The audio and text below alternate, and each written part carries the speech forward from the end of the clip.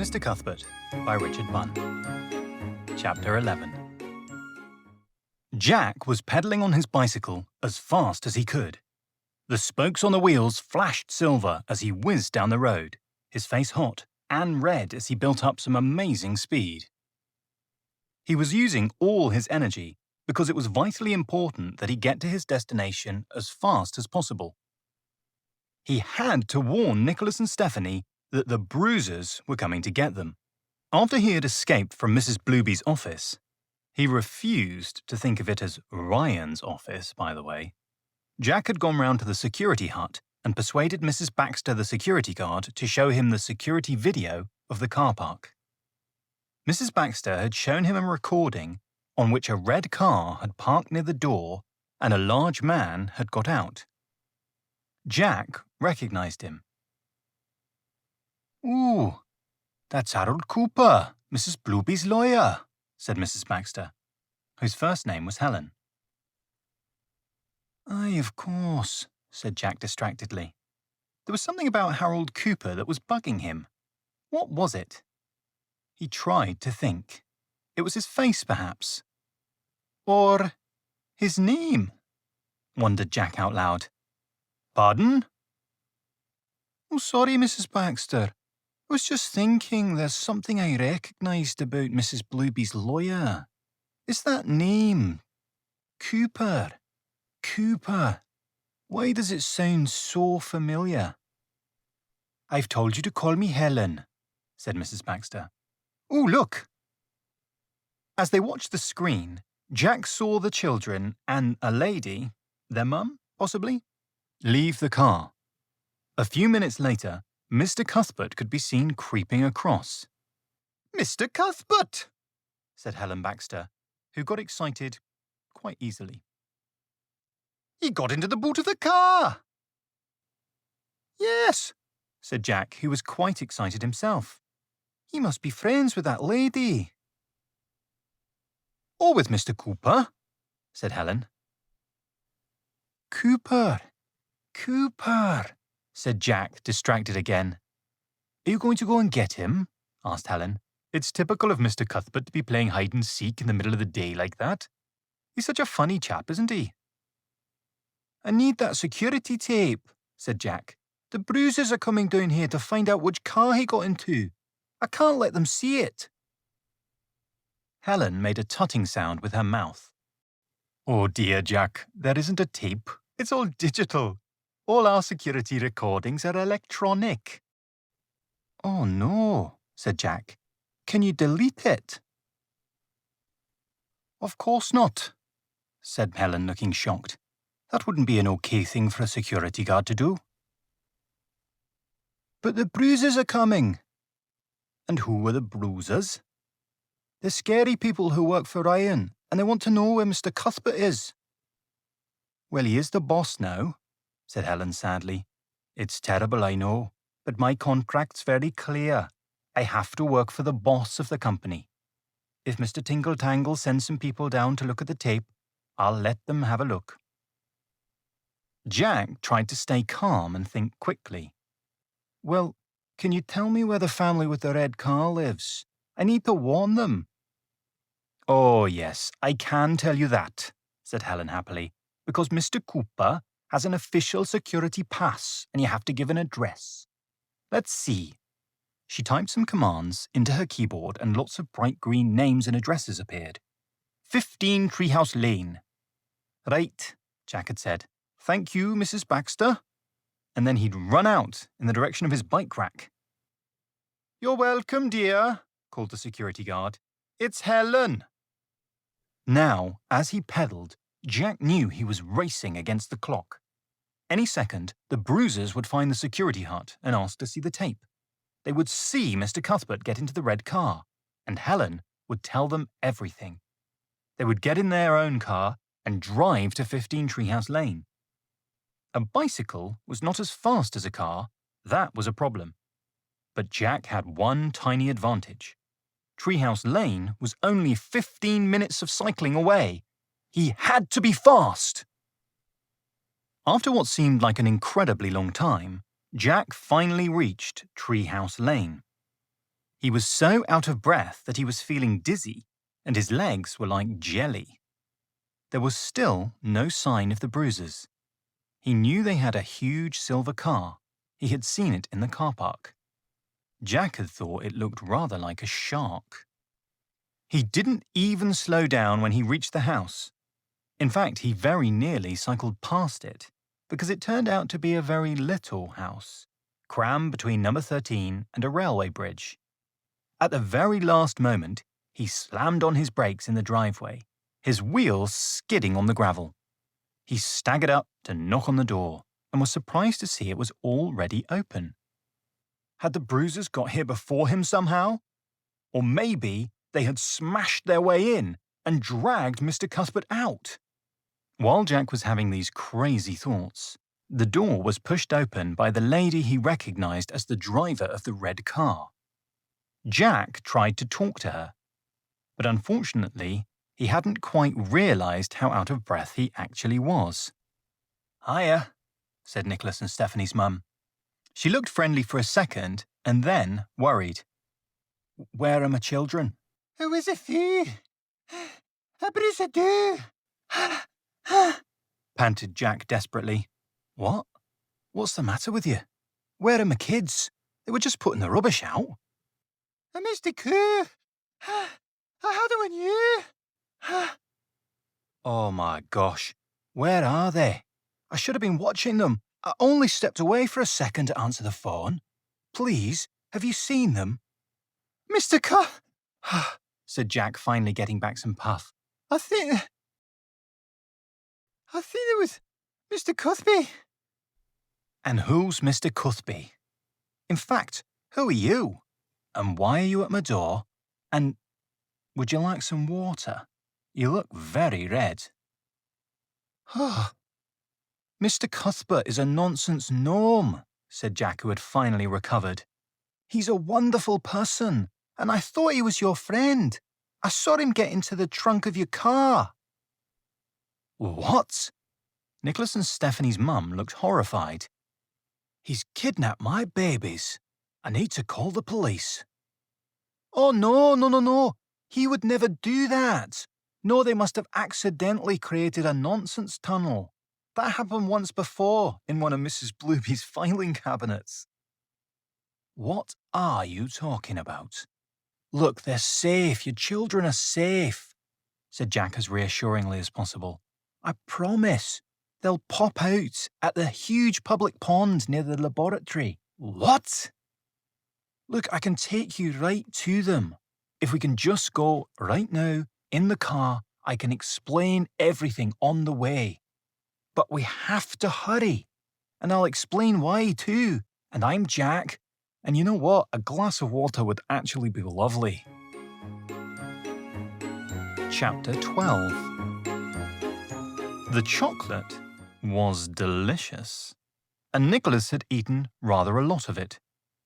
But he was starting to discover, much to his surprise, that he was not having a very nice time.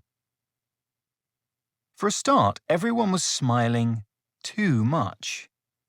You wouldn't think that was possible, but it looked sort of painful, like they should stop, but couldn't. And Nicholas's tummy had started to hurt. He wanted to stop eating, but each time he tried, Baby Sorry would make him keep going. Isn't this fun? Giggled Baby Sorry.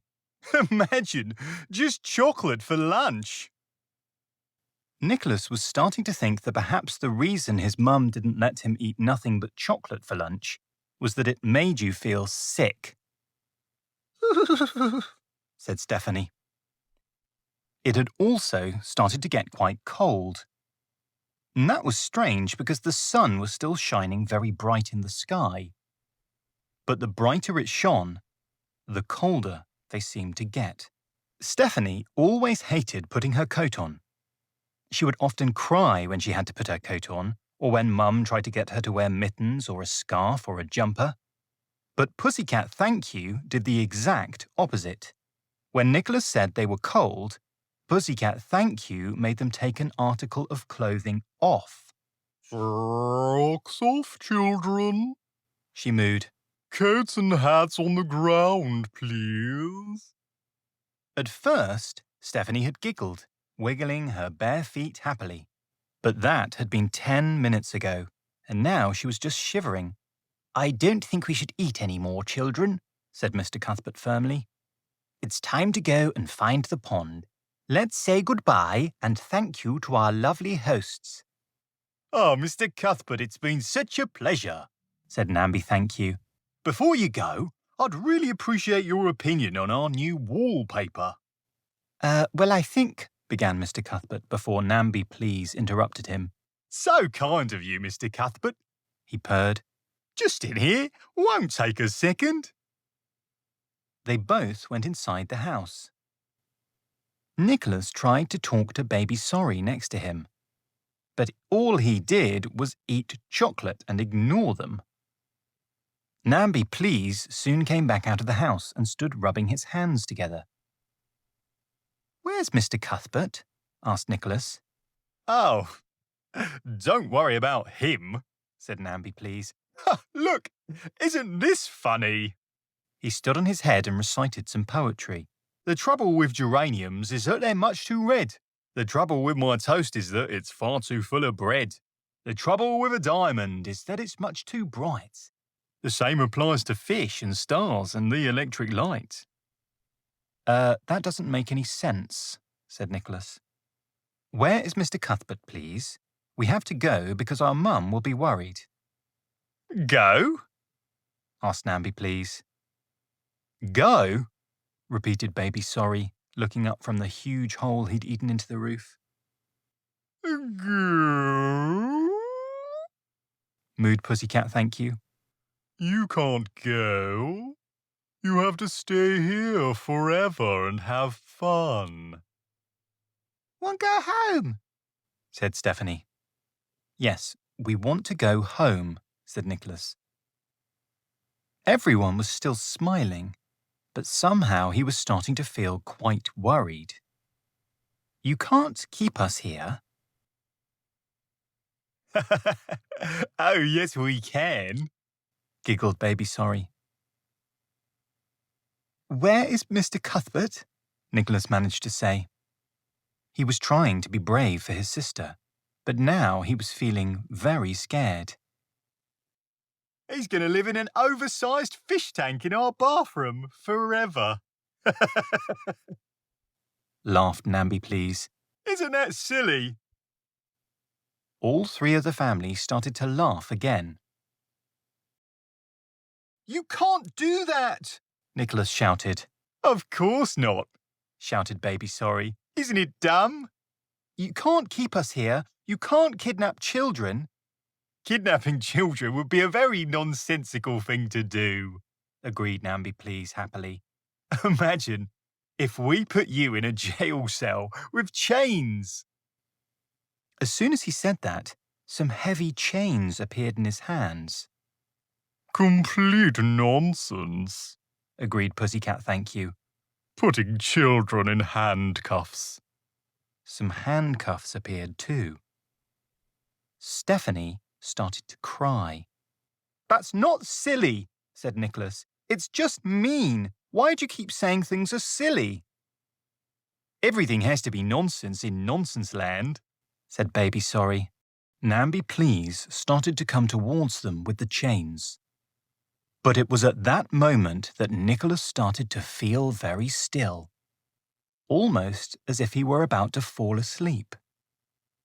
He recognized that feeling as something very special and rare, the stillness that came moments before a brilliant idea. Then, just like the joy that comes with finding something you lost, the brilliant idea struck his brain. Imagine if I had a special laser that turns chains into cheese, he shouted. Wouldn't that be silly? Well, as soon as he said that, a laser beam pointer appeared in his hands. He aimed it at the chains, pressed the button on it, and they all turned to yellow cheese. No, said Pussycat Thank You. Imagine if you put those handcuffs on yourself, said Nicholas. Well, as soon as he said that, Pussycat Thank You put the handcuffs on herself. Stephanie stopped crying and started to laugh. Funny cow, she said, clapping her hands. Imagine if you let Mr. Cuthbert out, said Nicholas to Baby Sorry excitedly. But instead of going into the house, Baby Sorry shook his head. That's not very silly, he said. Imagine if... Just then there was a huge crunching sound, and suddenly the entire house disappeared. And to their enormous relief, Nicholas and Stephanie saw Mr. Cuthbert was standing right there on the floor with all of them, waving his finger at the family. Now, imagine if Horace the Pocket Monster ate your entire house, said Mr. Cuthbert. Wouldn't that be silly? Silly, said Horace from deep in Mr. Cuthbert's pocket. delicious though. Very naughty, said Mr. Cuthbert to the family, who suddenly all looked ashamed. Sorry, children, they are harmless, really. They just like to have people to play with all the time. You know, a little bit of nonsense in the real world is a wonderful thing.